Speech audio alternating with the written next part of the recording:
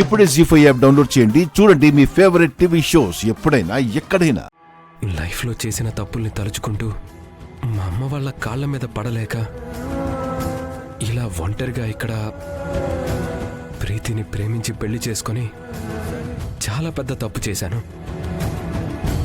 అక్కడికి మా పిన్ని మా అమ్మాయిది కరెక్ట్ కాదని చెప్తూనే ఉన్నారు. కానీ ఎందుకు ఆ రోజు ఆ మాటలన్నీ నా బ్రెయిన్కి ఎక్కలేదో తెలియలేదు. ఫలితం ఇదిగో ఇప్పుడు అనుభవిస్తున్నాను.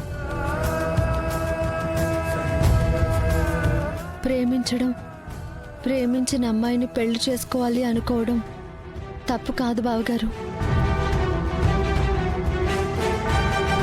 కాకపోతే ఎంచుకునే పర్సన్ విషయంలోనే మీరు తప్పుడు నిర్ణయం తీసుకున్నారు.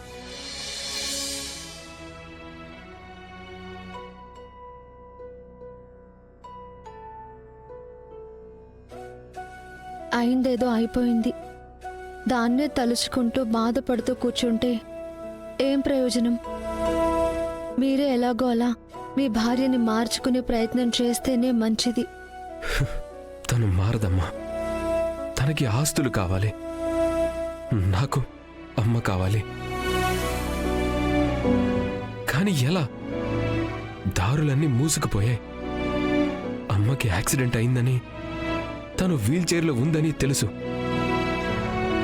కన్న బిడ్డగా దగ్గరుండి నేను ఆవిడికి సేవలు చేయాల్సిన వాణ్ణి.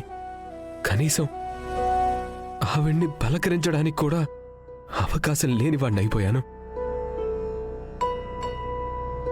అత్తయ్య గారి దగ్గరికి నేను మిమ్మల్ని తీసుకువెళ్తాను, రండి. వద్దమ్మా, నా వల్ల వాళ్ళకి బాధే తప్ప ఇంకేం మిగల్లేదు. ఇప్పుడు వెళ్ళి ఆవిడ్ని ఇంకా బాధ పెట్టలేను.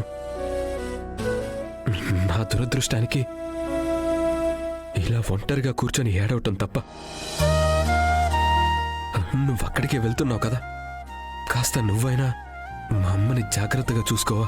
బావగారు, అమ్మ అన్న ప్రేమ మీకున్నప్పుడు బిడ్డ అన్న ప్రేమ మమకారం ఆవిడకుండదంటారా? చెప్పండి.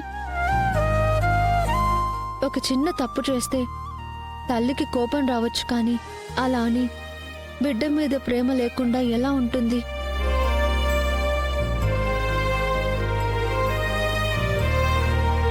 అక్కడికొస్తే అత్తయ్య గారు బాధపడతారని మీరంటున్నారు. కానీ మీలో కలిగిన పశ్చాత్తాపం వాళ్ళకి తెలిస్తే మీ వల్ల వాళ్ళ మనసుకైన గాయానికి మీరే మందు రాసిన వాళ్ళు అవుతారు కదా.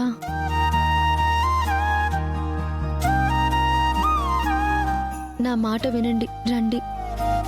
అది కాదు, నాకమ్మని చూడాలనుంది. కానీ ఆవిడికి నా మొహం ఎలా చూపించగలను? చూపించలేను. సరే, మీరనుకున్నట్టే చేదురు గాని ముందైతే రండి. జీ5 యాప్ డౌన్లోడ్ చేసి అన్ని ఎపిసోడ్స్ పూర్తి ఉచితంగా చూడండి.